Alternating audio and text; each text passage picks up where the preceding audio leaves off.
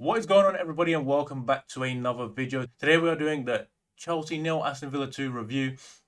Absolutely shocking performance overall, in my opinion. So yeah, extremely disappointing result. I said in the preview, you need to start the month off right and win this game. It's a very winnable game. You know, if you lose, you go down to 11th. Well, now they're in 11th. They're in the bottom half. Chelsea looking like Brighton from Graham Potter's like first or second season, where they just can't score goals, and they play decently. It's not like Chelsea didn't create nothing. It's not like we didn't play well going forward and there was some nice football here and there, but just nothing. Soft. That's the word I use, soft. Because when players like John McGinn, I know disrespect to John McGinn, scored a great goal and he was man of the match. Man is just rude, just bossing the players around, bro. He's just bullying people, man. Ashley Young, bird poo boy, bro. Man is like fucking 50 years old and he's giving people a hard time. Like, just a soft performance overall, man.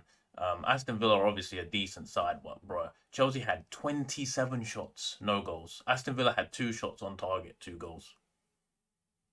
Yeah. FIFA game at its finest, but I think there's no real excuses, bro. You should be 2-0 up before they even score a goal, in my opinion. So, yeah, we'll start with the lineup first and foremost, because I'm sure after this performance, a lot of people are going to be shitting on Graham Potter.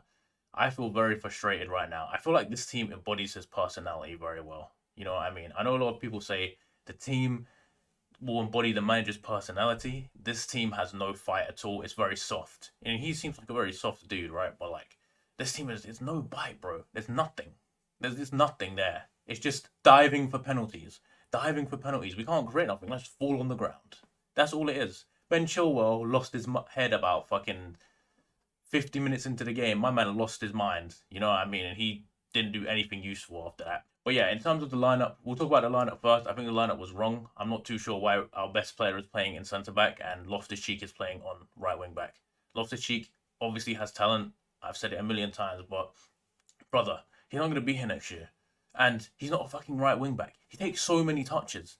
I don't think he's ever crossed the ball into a box and it's actually got to one of our players. So why is he playing there and not Reece James? Where's Trevor Chalobah? Is he injured? I don't know. Just go to a back four if it's that deep. We clearly didn't have the personnel to play a back five today. Where's Badiashile? Where is he? One of our best central defenders not playing. Shock. The rest of the team was as expected, but why is Loftus Cheek playing right wing back and Reece James playing right centre back? That to me was a joke. In terms of the game and what happened, I mean, Mudryk in the first minute or very early on in the game, it's like 5 minutes in, all he has to do is sweat the ball to Kai Havertz and it's 1-0. What does he do? Kicks it straight at the goalkeeper. Okay, then he gets put for a goal. He takes the shot way too early. So that should be 2 goals we should have scored. To be fair, they probably should have scored 2 as well. One time they get put through. Ollie Watkins takes a bad touch. His second touch was really bad and he missed, right? They literally get the exact same chance because Marc Cucurella can't defend. I mean, man did the prime Steven Gerrard, bro, against Uruguay, and he just headed the ball backwards and through balled Luis Suarez. Cucurella through balled Ollie Watkins. He's not going to miss the same chance twice. I mean, the goalkeeper can't save that. Goalkeeper couldn't have done anything today, to be fair.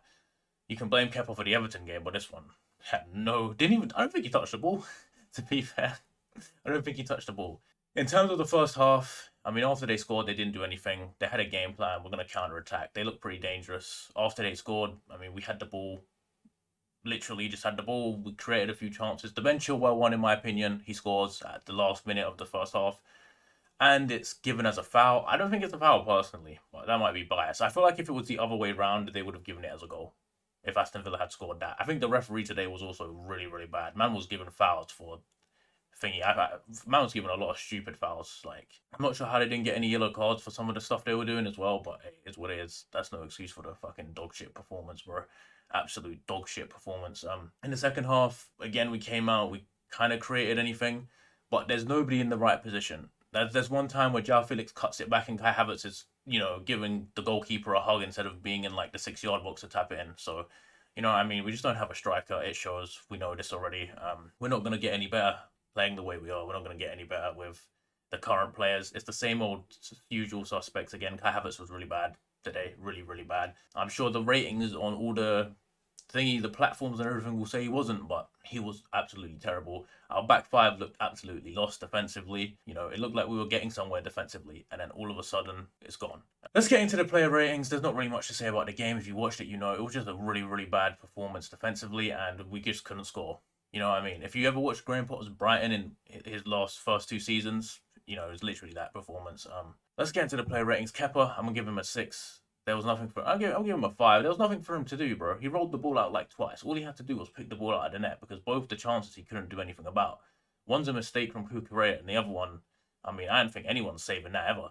We'll go to the back three with Reece James first. I think you handicap him when you play him at centre back. He's not a centre back. Just play him in his position.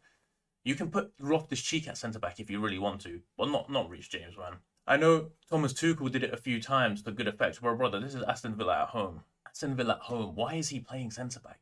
He's one of our most creative players, and I mean, he had a few shocking moments. There was one at the end of the game when the game's over where he almost gives them a third goal, but he put in a 3 good crosses. He was passing the ball. He was trying to dictate the play, but no one was really helping him.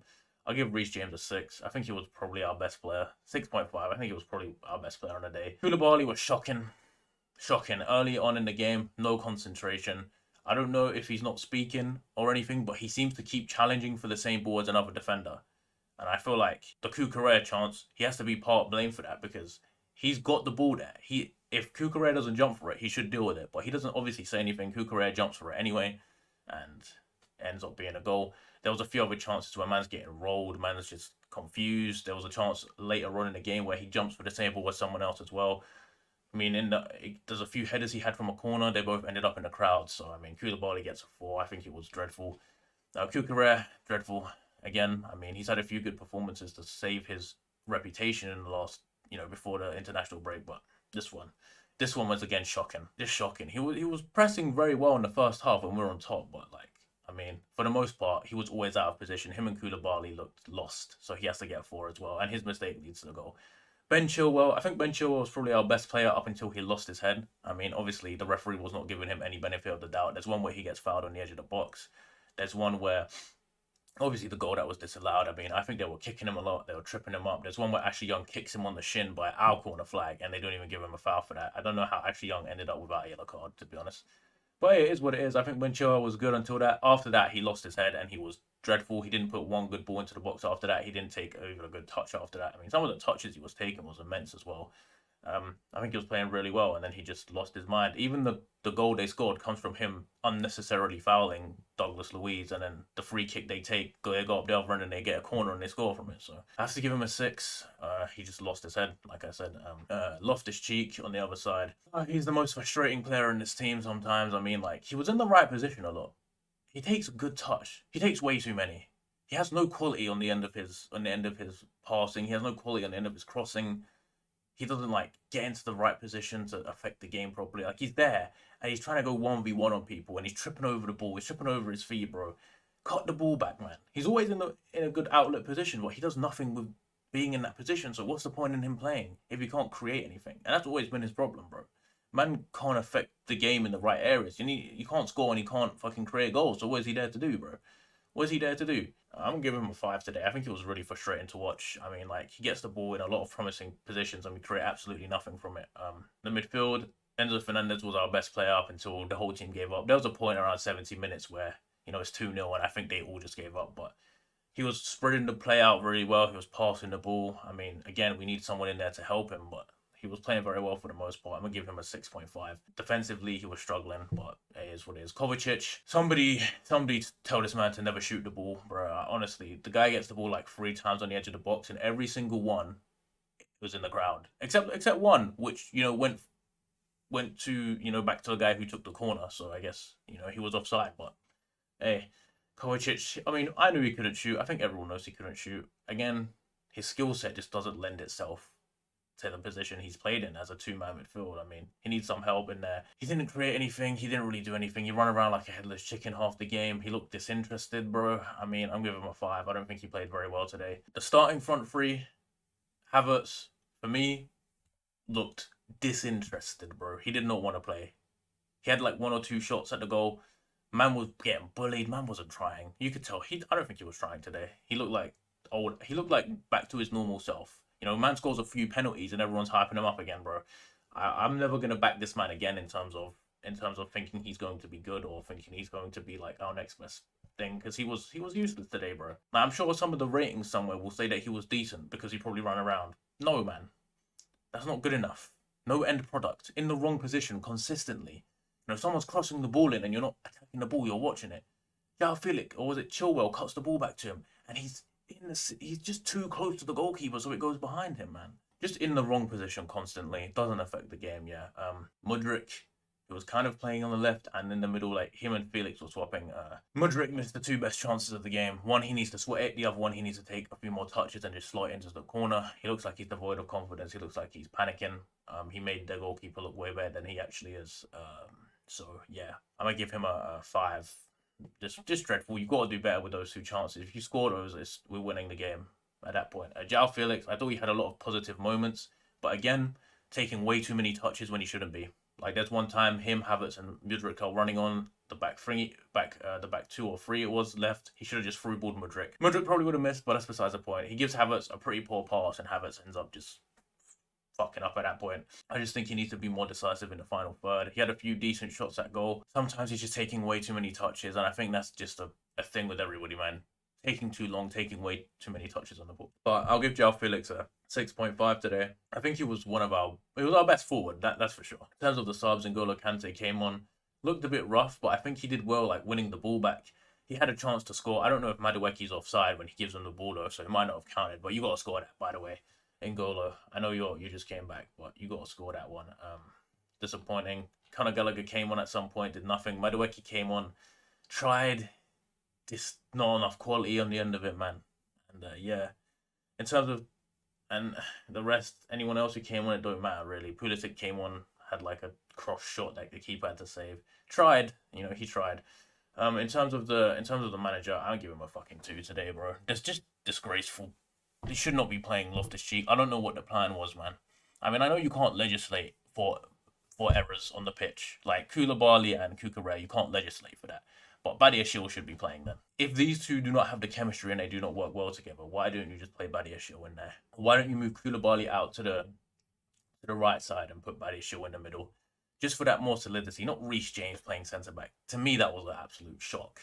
Like, I looked at it and I went, are we playing 4 at the back and Loftus-Cheek playing in the middle? No, we're playing wing-back Loftus-Cheek.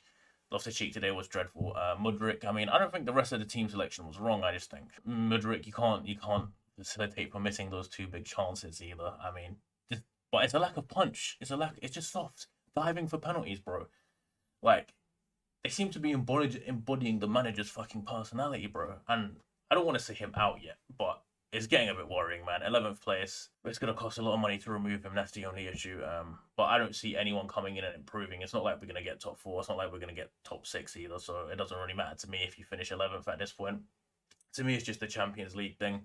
We'll see what happens. But if we play at this against Real Madrid, we're going to get bopped. And then against Liverpool, I mean, Liverpool looks shocking, but we can't score against Aston Villa. We ain't going to score against anybody. So, yeah, the referee as well was shocking, as usual. But it is what it is. You expect that when it's Chelsea, bro. They hate us. But, yeah, overall, really shocking performance. You guys let me know what you think. I mean, at this point, I don't think there's many people that are going to defend the manager. But I think he'll at least get the Liverpool game. If he loses to Liverpool, though, I don't know what to say to that. But yeah, thank you for watching. I'll see you all in the next one.